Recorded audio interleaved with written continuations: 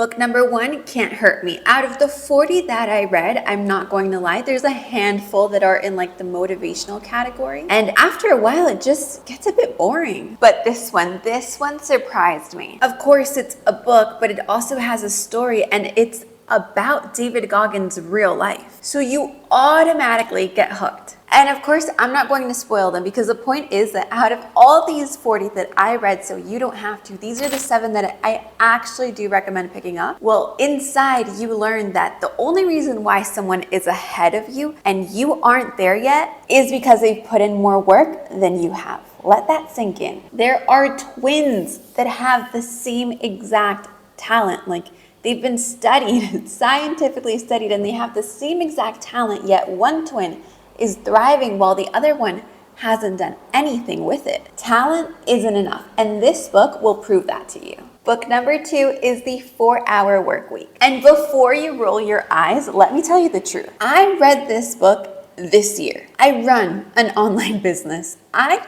travel full time. I basically do everything that the book like teaches you and walks you through how to do. Like, I'm in that space, yet I hadn't read this book, and now that I have, I'm mind blown. And this is why. Tim Ferriss wrote that book around 2007, if I'm not mistaken. To this day, about 2/3 of the people like in my inner circle, like friends and family, the people that I surround myself with, want an online business, want to be able to work in something they love, want to be able to have their lives be about more things than just working, yet they still haven't been able to do that. And this book, which has been out for over a decade, literally walks you through how to do it step by step by step. I wish I would have read it sooner. So let people roll their eyes at you when you're telling them you're reading this book, but this book is worth reading. Book number 3, Outlive. You're starting to get a common trait amongst the 40 books that I read this year, and yes, they're all in the non-fictional space. They do have like that personal growth common trait between them, and one of like the categories that I would divide all these 40 into is basically like health and longevity and what we can do to stay on top of it, and that's where this book falls into. This book is also like the perfect gift if you're looking for something to give like everyone. My mom has this thing lately where every Christmas she finds one really good product and she gives it to everyone in the family. And this is the type of book that would literally work for her holiday gifting option because it applies to everyone and it's life changing. There's no doubt that we're all aging. Like minute by minute right now, we're aging. And there's nothing bad about that. If we know what we want to be like when we're in our 70s, 80s, 90s, 100s. And I'm not talking about wrinkles, Botox, no. Nothing physical, but what you are capable of doing as you age. Can you bend down? Can you run? Can you ride a bike? Can you lift up your bag when you're traveling? This book opened my eyes to the fact that I need to be more proactive starting today. Even if I work out every single week, and you might be like me and you're thinking, I'm good. Let me tell you that you're not. What I learned inside this book is that there's a science to the workouts we do that are proactive for aging. Aging isn't bad. We need to make sure that we're changing that narrative. And I don't know about you, but I want to make sure that I'm aging while being capable of doing what I love to do. And I guess that brings us to book number 4, which is Stolen Focus. I read this book at a perfect time. You know those books that just land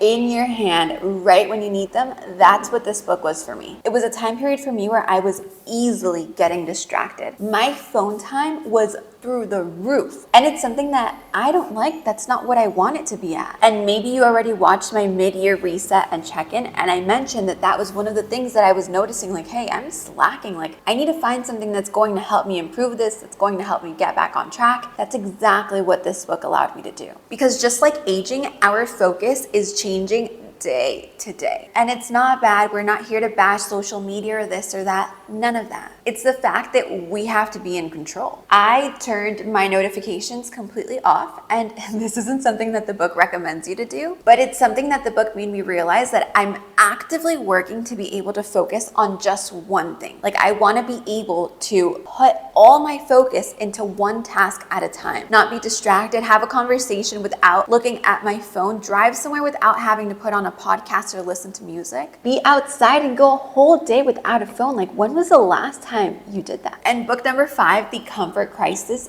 fits in so well with this one. We're so connected on our phones. We've never been so interconnected. Yet in the book, there's studies that show that when surveyed, people reported feeling more lonely than ever. And what these books made me have is like that aha moment that I know will happen to you too. It's like those reminders that we all need, like, hello, knock, knock. There's more to life than just waking up, going to work, going to sleep, and then doing it all over again. Because think about it. What would happen if you had to spend 30 days in the Arctic? And maybe you're like me and absolutely hate the cold, so that would never ever cross your mind. But this book did get me thinking about my misogi. Misogai, however you call it. It's a Japanese term that's basically a challenge you put yourself to that right now, like today, if you did it, you wouldn't be able to complete it. But after a full year of training, you're able to complete it. And it's that one day that changes the other 364 days for you. For example, Gabe decided that his would be an Ironman, and mine, well, I'm still debating it, but if you subscribe, you'll be the first to know. But for now, moving on to book number 6, 101 Essays That Will Change the Way You Think. Now, this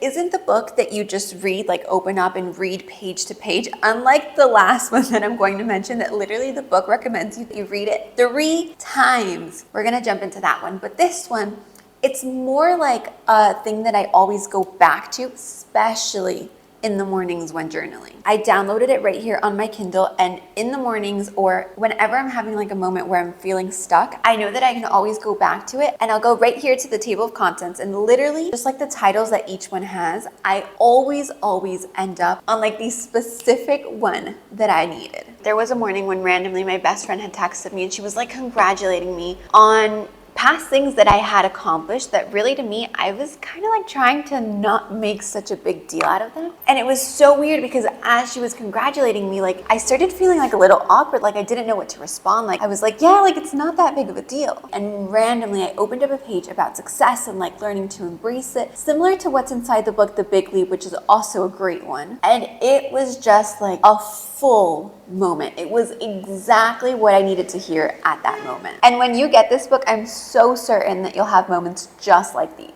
Last but not least, book number 7, The Silva Mind Control Method. I know I saved the best for last, and I know you're probably like, if you haven't heard about it, you're probably like, what? I can't control minds, I can't control your mind, and I can't control my mind, okay? The book is just way more than what it sounds like. The book is a good one, and that's why I added it to the list, and I put it as last because if you made it all the way here, I know you're a real one. And honestly, the reason why I ended up even opening this book, because it's not like a title that I would normally click on, is because every morning when I sat down to meditate on the YouTube app, I kept on getting these ads over and over again about this guy talking about this book, and like it's a course, it's a whole thing. And I was like, you know what? Like after hearing it for so many times, I was like, I'm not gonna fall into the ad. Like I'm not gonna click on it. I'm gonna go read the book. Like I'm gonna see what it's about because I had been hearing about it every single morning. And the book is exactly that. It literally comes from a course, and I'm not going to spoil it because I do recommend that you read it, even if the title's a little funny. But what's inside